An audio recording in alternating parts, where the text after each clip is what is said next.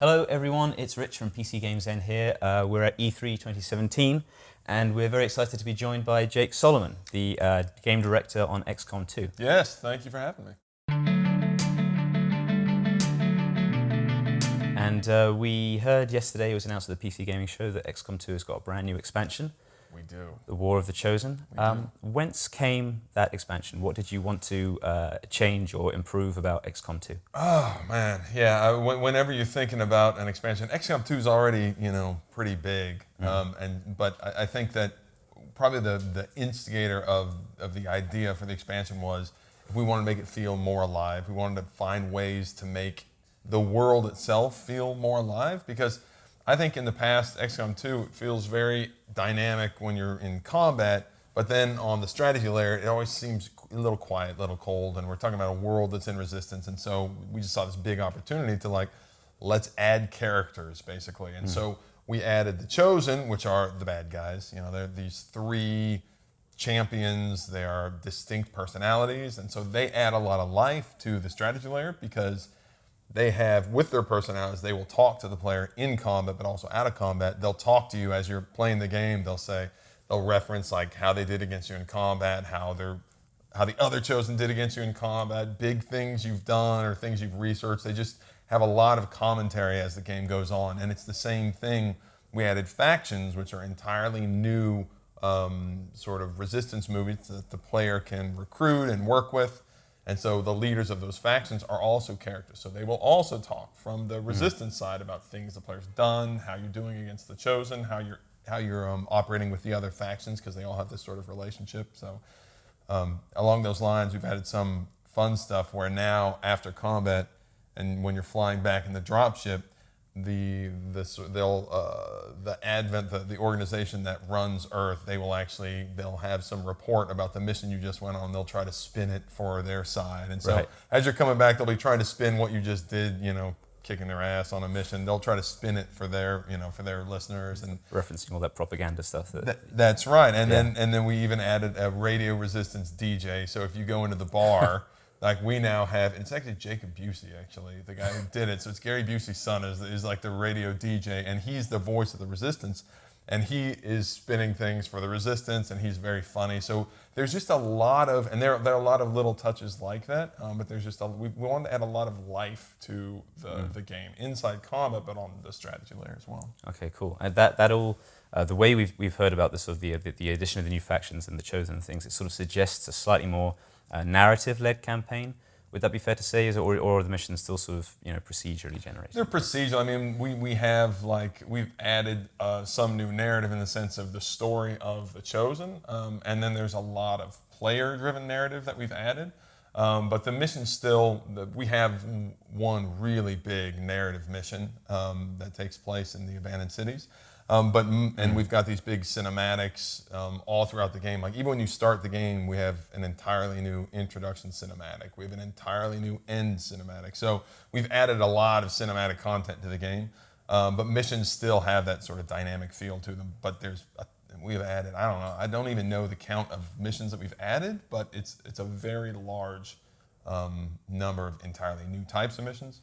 And you talk about driven narrative, the player narrative is always super important in XCOM, and so we've added a number of elements to sort of help that. And one of them is that soldiers now form bonds. So if you send soldiers on missions together, soldiers have this compatibility with other soldiers, and so it can range from low to very high, and you can't predict who's going to be compatible. But if you send compatible soldiers on missions together, they eventually can, if they go on enough missions, they eventually can form a bond, and then they can form greater and greater bonds that give those soldiers abilities that they can perform together in combat together. Oh, wow. Okay. And that's a way of, that creates that sort of player-driven narrative, these two guys, I can't believe this guy's best mate got killed. I really enjoyed their relationship. That's right. That's right. Yeah, and if they do die, then the other one goes berserk in combat and all this stuff. But and then another thing we've done is we've added, this is one of my favorite features. We've added something called the photo booth.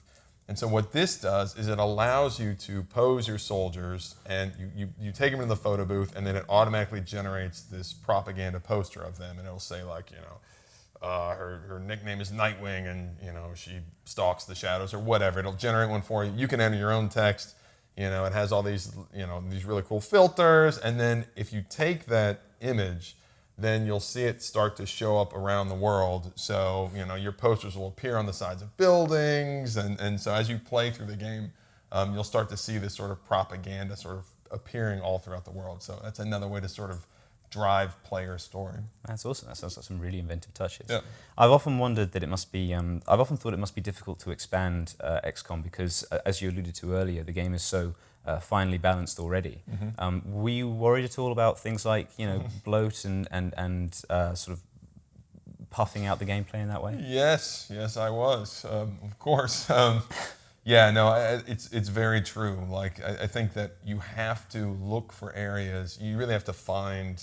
I talk about, like, you basically are looking for holes. You know, you're saying, like, where are the holes? And so the game is actually much to accommodate all this new content. The game is actually considerably longer now. To play an entire campaign is considerably longer. Right. And then, you know, we have all different types of missions. And so, you know, for example, you know, all these systems create new opportunities for. So basically, by adding systems onto the game, you're creating opportunity for new gameplay. And so you create your own holes. You create these big systems. So, for example, you know, we have covert actions. And so these are things where you work with the factions, and depending on who you're working with, they offer you different covert actions you can send your soldiers on. Like, hey, do you want to learn more about this Chosen?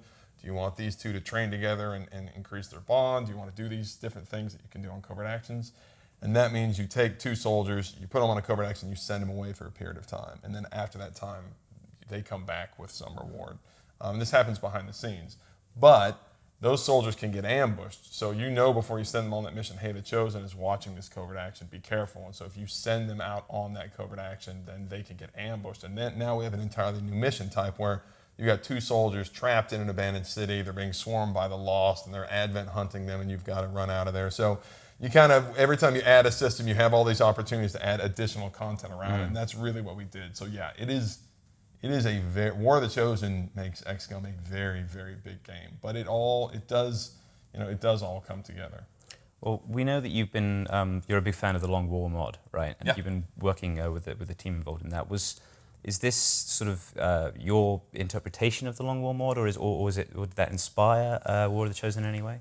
No, because what they do is very cool, but it's very, you know, they've got their own style. You know, they have a very sort of like distinct philosophy to their design and style, and I think mine is a little bit different. But I think that naturally, as you add more content, it does become a longer war. One thing that is similar to something they did on Long War before is that our soldiers in War of the Chosen, your soldiers can now get tired. Right. So if they can get wounded, but now if you send them on multiple missions, they can actually get tired. And you can send tired soldiers into combat, but if you do, those soldiers can actually gain negative traits. We have a whole new negative trait system now. So the idea is that soldiers can gain personality quirks if they get sent into combat tired. And so it can be, hey, this soldier is now terrified of mutons, so if a muton shows up, you have a very good chance that soldier is going to panic. Right. This soldier loves to reload their weapon, so if they're running around and their weapon isn't reloaded, then there's a chance that they're going to ignore the order you just gave them, instead use that action to reload their weapon. So it just gives them, again, it's more player-driven story where they pick up these quirks, but the player can completely avoid it by not sending their tired soldiers into combat. But you know, it's just one of the new systems. Okay, cool. That's interesting. And lastly, I imagine you were excited, as were the rest of us, to learn that Julian Gollop is working on Phoenix Point. Very excited, very excited. I went to lunch with him yesterday, actually. Oh, right. Yeah. In many ways, it looks as though it's adopting some conventions from XCOM, and I imagine it will have been difficult for him to completely ignore, you know, the context that you guys have established. Was it flattering to see him take some influence from you, and what are you most excited about when it comes to Phoenix Point? I think it took a lot of gall to take ideas from me. Right. Because I don't know that guy anything.